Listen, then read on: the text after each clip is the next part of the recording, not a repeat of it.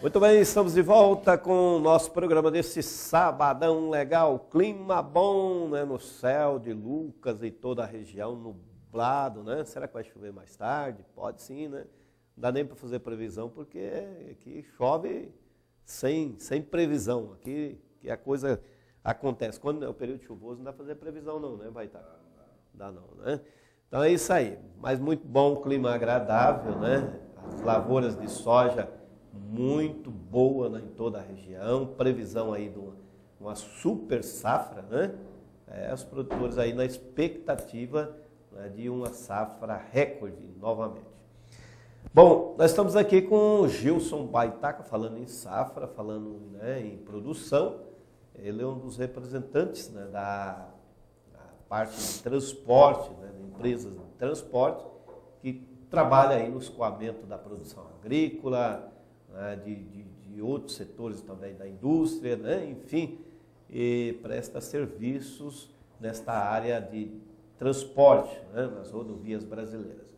E é com ele que nós vamos fazer um bate-papo, falar um pouco aí. Tivemos uma decisão aí nesta semana, o STF, né, o Luiz Fux, reafirmando aí a posição que tinha tomado anteriormente sobre a tabela de frete, né, para manter a tabela de frete e aplicar a multa, né, daqueles que não obedecerem à tabela mínima. É isso, né, Baitaca? Em resumo, a decisão dele foi uma confirmação que ele fez em relação a esse pleito que vocês reivindicaram na última greve dos caminhoneiros.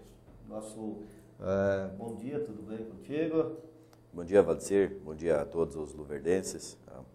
Uma alegria, uma honra estar aqui, né? Já em final de ano aí, em preparações já de comemorações aí do Natal e também da virada do ano, estar aqui podendo trazer alguns esclarecimentos aí, né, para a sociedade daquilo que a gente tem o conhecimento e participar aqui contigo, Valdecir, sempre uma alegria aí e nos traz também bastante conhecimento.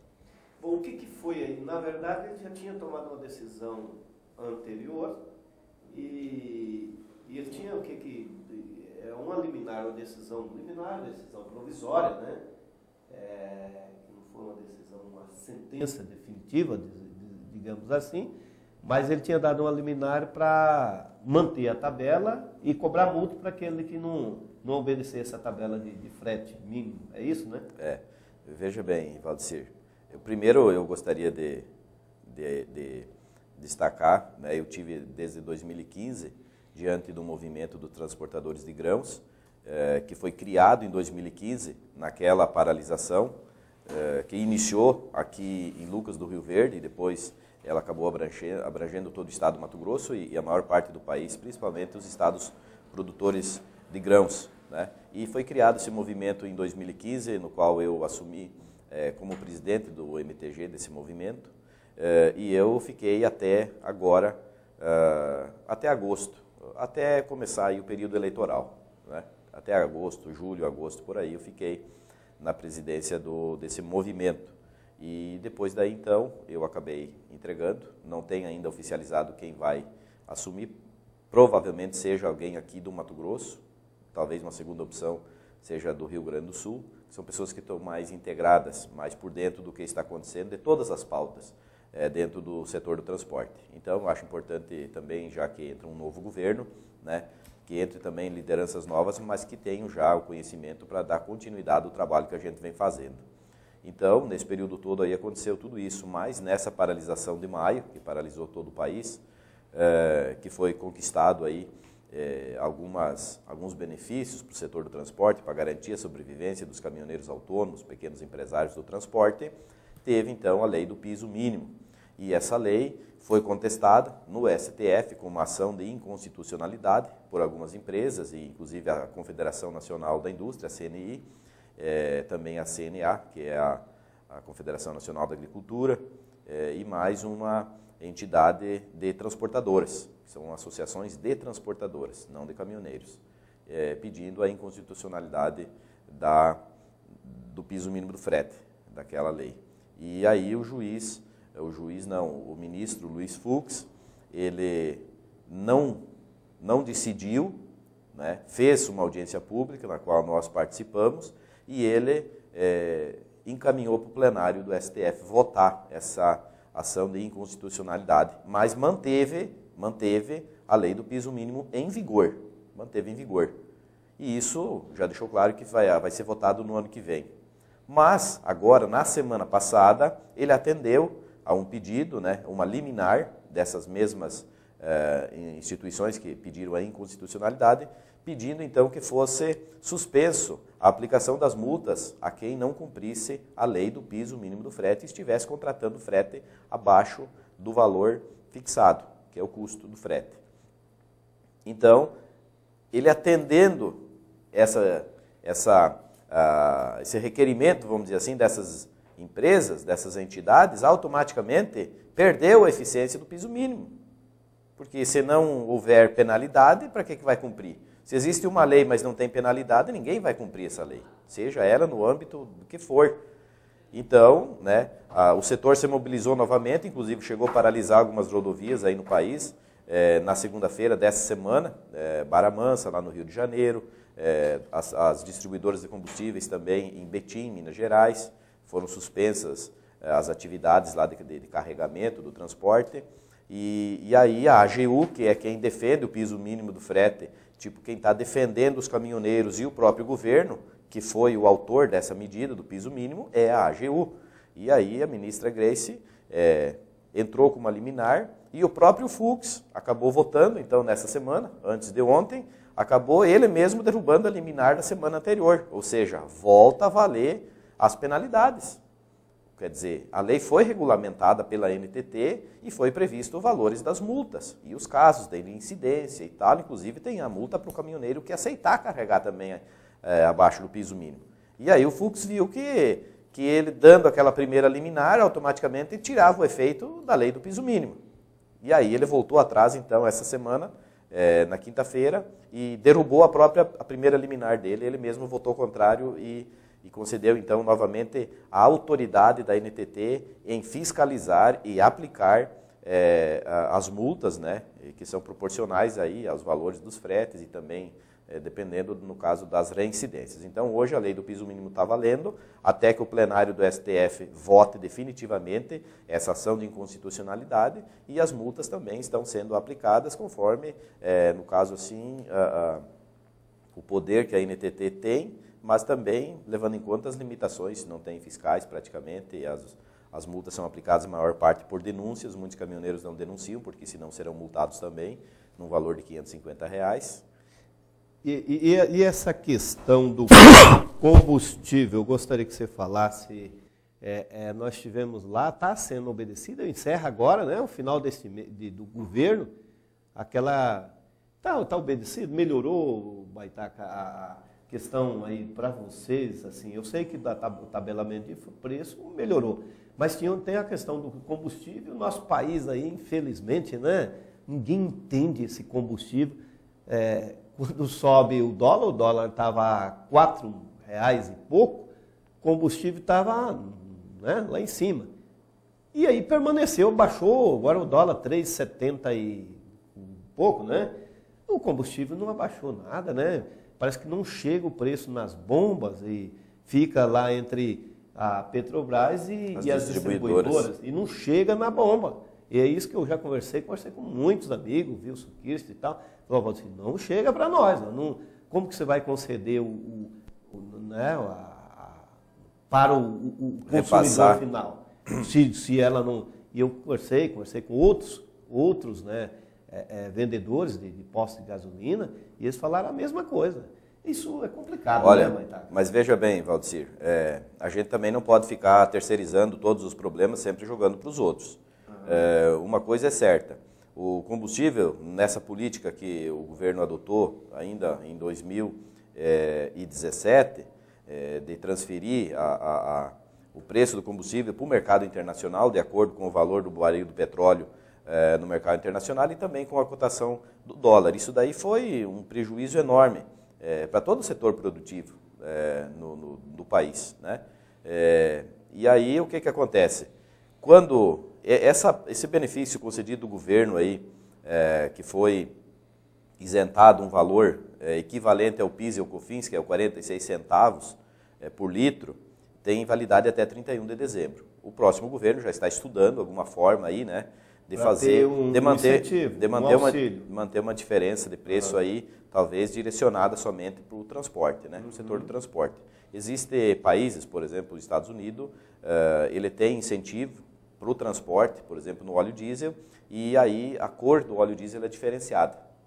Então, para saber, né, quem é transportador abastece diesel. É um tipo de um combustível. Exatamente. Então, é um combustível adulterado, a coloração dele, para que não haja... Aqui tem o B40 dele. É o S10 e o S500 nós temos no Brasil hoje, né? Duas categorias. Então, lá nos Estados Unidos acontece assim, para que favoreça exatamente quem sobrevive do transporte, né? Para quem ganha, tem a sua subsistência tirada do transporte. Enfim, mas o que acontece, essa questão de baixa preço, como aconteceu agora há poucos dias aí, baixou bastante os preços no mercado internacional, se suspenderam até parte da produção mundial. Os Estados Unidos fez acordo aí com países lá da região petrolífera, lá da Arábia, vamos dizer assim, e tiveram que suspender parte da produção para poder manter o preço. Ou seja, se continuasse naquela oferta, o preço ia caindo cada vez mais. Mas aqui no Brasil a coisa não acontece, como você falou, não chega na bomba. Então a Petrobras anuncia o preço que é formado na Petrobras, de acordo com o mercado internacional. A Petrobras repassa para as distribuidoras, e as distribuidoras deveriam repassar na mesma proporção aos postos de combustíveis. Aí o consumidor chega na bomba e não houve a redução. Quando a Petrobras anuncia uma redução, sei lá, vamos criar um número fictício, uma redução de 10%. Aí talvez chegue 3% na bomba depois de 30 dias. E olha só o inverso. Se a Petrobras anuncia um aumento de 10% hoje, sair na imprensa, no Jornal Nacional, por exemplo, da Globo, amanhã está na bomba, os 10%. Então, peraí, tem coisa errada. Onde está o sindicato dos postos? Aqui no Mato Grosso tem o Sindipetróleo. O que faz o Sindipetróleo? Ele não tem que estar cuidando disso? Então, eu acho que se no fato da omissão de tomar atitude, eu não sei até onde que os postos, né, podem repassar isso para a distribuidora. Eu não estou aqui contrariando, eu só estou questionando onde estão as entidades que representa. O que as entidades têm feito? A justiça está aí. Se a distribuidora não está repassando e ela recebeu esse desconto lá, essa baixa lá da Petrobras, e ela não está repassando para o posto de combustível, olha, não é o caminhoneiro, o consumidor que tem que reclamar, os postos têm que reclamar. Porque a população, eu acredito, eu reclamo, eu chego no posto, quanto está? Tanto. Tá, mas houve redução, não reduziu? O frentista só diz, olha, aqui continua o mesmo preço. É a única resposta que eu tenho, eu não consigo falar com o proprietário do posto, né? E a resposta que você tem é que não se transfere o preço. Mas, enfim, vamos indo, né? Esperança, ano que vem aí, talvez tenha alguma mudança. O presidente diz que a coisa vai ser transparente, mais séria, mais dura, rigorosa, e a esperança é essa. Vamos deixar aí entrar, né? É isso aí, vamos aguardar para ver o que vai acontecer. Bom, Baitaca, eu falava isso, comentava que você então está se dedicando aí numa outra área também, que é do coach, novo projeto aí que a gente já iniciou aí. Já faz um certo tempo que a gente participa, vamos dizer assim, como aluno, né? Eu ainda participo como aluno, mas vem buscando o aprendizado. Ajuda muito, né? Buscando o aprendizado, as técnicas, as ferramentas, né, para aplicar dentro da área humana, né? E agora eu já sou formado a coaching, né, pela Febracis, que tem parceria com a Universidade Cristã da Flórida. E então, agora eu já, eu já posso trabalhar, já estou habilitado a começar a trabalhar. Mas é claro que uma habilitação apenas com diplomas não é o suficiente, né? Eu também tenho que ter treinamentos, eu tenho que ter a prática, eu tenho que ainda... estou em fase de fazendo também outros cursos paralelos aí, como por exemplo de oratória e coisas assim, porque isso envolve a comunicação.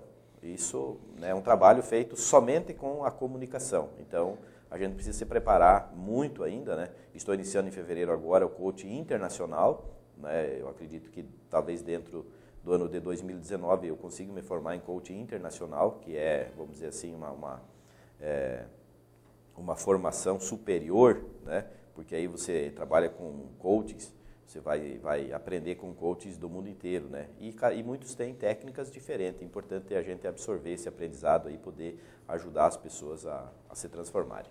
Bom, você sabia que o coach começou sendo aplicado no jogo, no futebol? No futebol não, foi no tênis.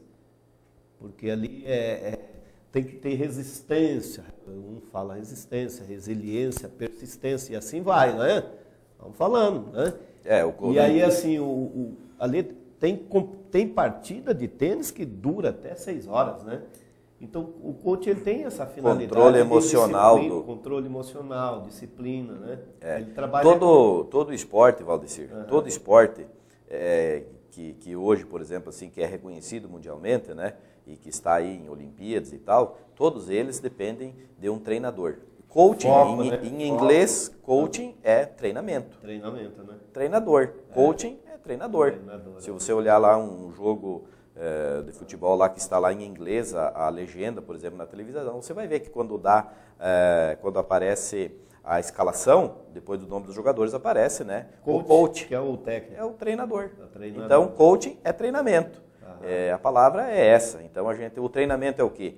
O treinamento é você treinar repetidamente, né, aquela coisa. Então, você precisa ter as ferramentas, aplicar essas ferramentas, essas técnicas que você aprende, e você muda em qualquer área da sua vida, né? Então, esse coaching que eu fiz, que eu me formei agora e que eu ainda vou continuar, é dentro do CIS, que CIS é Coaching Integral Sistêmico. Então, ele não é um coach tradicional, por exemplo, que te prepara para uma única área e também não prepara competidores. Ele prepara você. Ele prepara você para qualquer área da vida. Não importa se você está enfrentando, por exemplo, problemas familiares, problema de relacionamento, problema do trabalho. Ser um bom pai, um bom marido, todas as áreas da vida. O importante do coaching integral e sistêmico é que você não melhora somente naquele ambiente que você está tendo problema. Você vai achar a raiz do problema, porque quem tem algum problema tem uma raiz. Então, se você vai tratar, você vai achar a raiz desse problema e vai tratar ela. Você tratando ela, você vai ter uma vida extraordinária, muito melhor do que você possa estar vivendo hoje ou acha que é impossível de melhorar em todas as áreas da sua vida. Certo, porque diz que todos os palestrantes vão falar, o ser humano é dotado, né, de corpo, alma e tem mais uma, né? Então você tem que trabalhar e mente, né? Então você tem que trabalhar todas essas áreas, né? Para a pessoa estar focado naquilo que ele quer, qual o objetivo, ou o problema, ele sair do problema. Ele tem que ele tem que entender o problema dele, qual é a saída do... O coaching, esse coaching integral sistêmico, ele trabalha muito a questão da reprogramação das crenças, Valdecir. Das crenças, as crenças limitantes.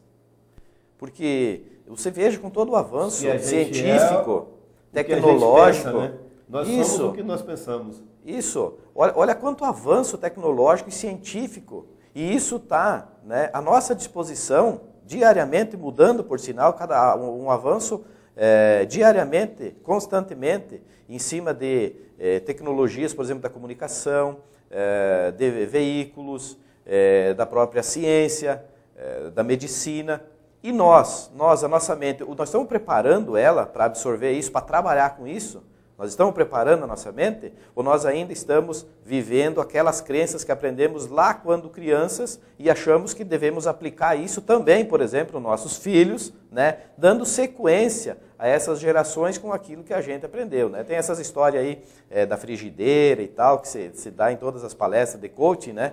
Do tamanho da forma e tal. Do gatão que vive só dormindo. Né? Então, tipo assim, nós precisamos reprogramar as crenças. Não quer dizer, é claro que tudo que nós aprendemos dos nossos pais, e devemos honrar sempre, em primeiro lugar, os nossos pais, porque o que nós aprendemos, com certeza, muito mais de coisas boas do que de coisas não boas. Então, essas coisas não boas, nós precisamos cortar a raiz dela. Nós precisamos reprogramar daquilo que nós não temos sucesso, nós precisamos... mas não tenho sucesso. mas eu não percebi que eu não tenho sucesso. Mas quando eu parar e for analisar lá no passado, quando criança, foi isso que eu aprendi. Repetidamente ao longo da vida, eu sempre fui vendo aquilo de quem me transferiu esse conhecimento. E eu aplico isso na minha vida e não me dou conta que eu não estou tendo sucesso, exatamente porque eu tenho que cortar aquilo ali e mudar a maneira, mudar minhas atitudes. Então, tudo isso, Valdecir, nós não enxergamos com os olhos, nós enxergamos através dos olhos. O nosso olho verdadeiro é esse olho que está aqui dentro, que se chama mente. Cérebro, né? E é isso que nós precisamos trabalhar, a nossa mente. Nós precisamos melhorar, nós precisamos ter condições, nós precisamos evoluir. O que eu estou te falando agora, aqui 100 anos, o que a gente está aprendendo hoje, o que a gente está fazendo hoje, e que acha que é algo extraordinário, aqui 100 anos, com a capacidade que nós temos ainda de desenvolver a nossa produção neural, vamos dizer assim, né, as sinapses neurais, nós podemos ser infinitamente mais produtivos, mais inteligentes, melhores do que a gente é hoje.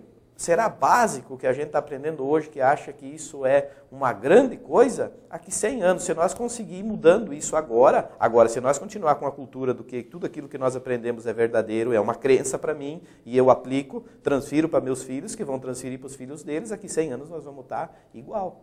Cada vez mais refém, inclusive, de tecnologias que vão ter que substituir a nossa mente. Pois é, e a robótica vem aí, né? Já diz que 30% do trabalho, do mercado de trabalho é dominado e é mesmo, né? Pela robótica. E é com uma tendência, só que quem domina a robótica, quem programa, quem aciona ela, somos nós, né? Quem programa ela é o ser humano. Quem programa ela é o ser humano. Mas aí, por exemplo, você tem uma inteligência, vamos dizer assim, não é uma inteligência emocional. É uma inteligência laboral. Entendeu? Ela não é emocional, nós precisamos trabalhar emocional. As pessoas trabalham um ano inteiro, 2 anos para trocar um carro, por exemplo. Você falava isso em off antes. As pessoas têm uma casa, aí elas querem guardar dinheiro para comprar, por exemplo, uma casa na praia. Elas têm aqui ótimos lugares no Brasil para visitar a um preço bem acessível, mas elas preferem comprar um pacote para o exterior, por exemplo, e gastar muito a mais e enxergar muito menos coisas interessantes que tem dentro do Brasil. Isso, Valdecir, se chama status, ego, vaidade. E as pessoas não investem em nada nelas, muitas vezes. Né? Prazer. Um prazer momentâneo. E um prazer, às vezes, que é o seguinte, olha, eu vou fazer isso, vou postar numa rede social que as pessoas vão ver e vão achar que eu... lá na Times Square, que eu estou no centro dos Estados Unidos, isso, passei a virada do ano lá. Quanta gente você vê e você não vê eles postarem nunca uma foto de uma ceia com a família na mesa, dentro de casa.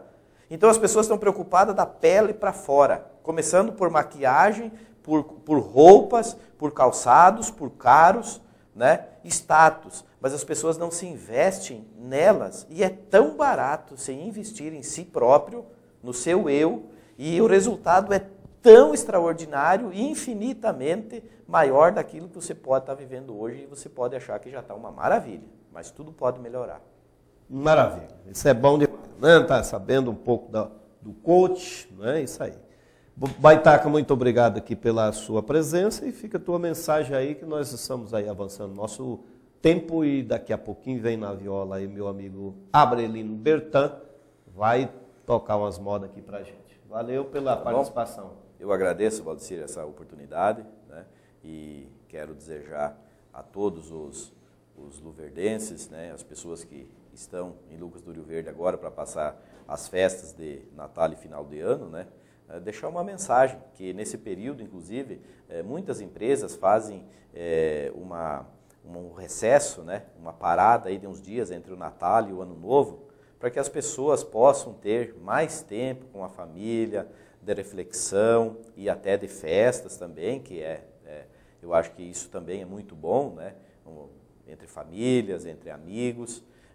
Muitas empresas fazem um amigo secreto agora de final do ano, isso é muito bom. As emoções se afloram mais nesse período, né? Então que as pessoas, esse tempo, não desperdicem apenas com coisas materiais, com excessos, né, de alimentação, de bebida, seja do que for, e tirem um tempo para a autorreflexão. A reflexão, você reflita contigo, o que você tem feito esse ano, o que você fez de bom, o que você pode fazer de melhor, o que você não faria novamente, né? Use isso e tenha sempre a gratidão. Gratidão a Deus, gratidão à tua família.